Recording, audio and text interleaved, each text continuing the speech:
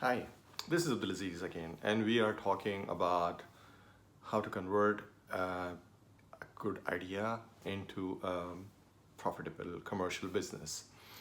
This series has actually concluded, and we discuss all elements that is necessary to from looking at the idea, validating, and converting it into a successful business. If somebody missed those videos, please subscribe the channel, go back and start from the chronological order. It will take you step-by-step guidelines how to set up a business. Now I'm answering questions. Many of my viewers, friends, family, they come up with questions. So I listed them and now I'm answering one by one the question. So today's question is quite interesting. The question is that how much fund should I raise for my startup? Brilliant question. Because the problem is that once you start raising the funds, if the idea is good, business looks successful, there are many investors getting interested. And there is a good temptation to get as much fund as you can or as much fund as are available. My advice is that we don't fall into this trap. Overfunding is a trap that eventually lead the business to get into many troubles. Raise the fund as much as it is needed. So there are various steps I discuss in detail when in the video how to raise funds, and I discuss every aspect in there and how much this. So in short, you determine your need, go for funding, and get the fund. Stop when your fund is raised for the amount that you actually need it. Overfunding has problems. I usually summarize these problems into three categories. Let me discuss one by one. The first problem comes is with the oversubscription or overfunding, is that the founders gets now more money than is needed. So their expenses goes more than what they actually have planned because they have more money, they spend more. The idea is to grow more, and there is no wrong in that. Now you should go to grow more, beat your own budget or the revenue targets that you've set for yourself, but to overgrow you need to spend more. Maybe your operations are not ready, because when we make the whole plan, we make a plan depending upon how much customers you will have, how much revenue you will have, how much production you will have, and combination of everything, then you determine how much resources and expenses, etc., and the fund came. Now, if you're getting more fund and assuming right in the middle or right in the beginning that I can beat my own revenue projections, that create a chaos. Okay, you're not ready for this. So what happened usually? We go overspend, hire more people, then the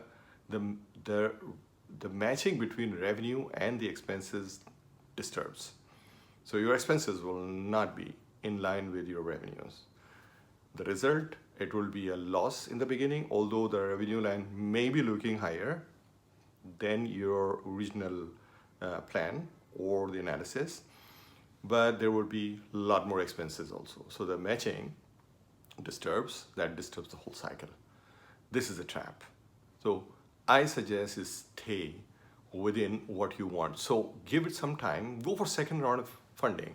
If you feel that your first round is okay, you start delivering what you're delivering. So 6 months, 8 months, 1 year, when you feel very comfortable that you are doing it, go for second round, but don't get the money of the second round in the first round. Okay? So the second problem comes when you overfunding, get funding more than what you desire, what you need actually. Desire is always there, but they're going to be more than they need. Then you actually getting more investors, or because see, investment doesn't come free. It comes for an equity. So you are actually diluting your equity whenever the new investor comes. So if you are investing in, you are getting more investment than your original plan, it means you are diluting more equity. Probably there are more investors coming in. Even if it is one, your control on the entity will be diluting. So you will be listening more now to the investors. So your control, the way you want to run the company, will not be that well under control in you, because there are more investors or the higher percentage there, and they can actually tell you or dictate their terms. They can monitor more. So you start losing your control over the entity. The third thing that is also a problematic in this oversubscription is when you have more money, apparently look like that you have more amount to spend on R&D, development, business development. But I tell you, with my experience, when you are tight with the money, you come up with a more efficient organization. You develop tools that work efficiently, profitably. Out of the box ideas come when you are squeezed in the funds. When you have tons of money with you, you're spending more on people, you're spending more on further marketing, etc. But there is no out of the box idea or lack of outside the box idea. So keep yourself stretched on the funding. This will give you good chance or good thinking style that you will control your expenses or remain within the expenses and deliver the profitability that you are looking for. So that's how that's why I say stay within your initial fundraising should be within your budget. Means whatever you plan, you deliver first. Raise funds what you actually need.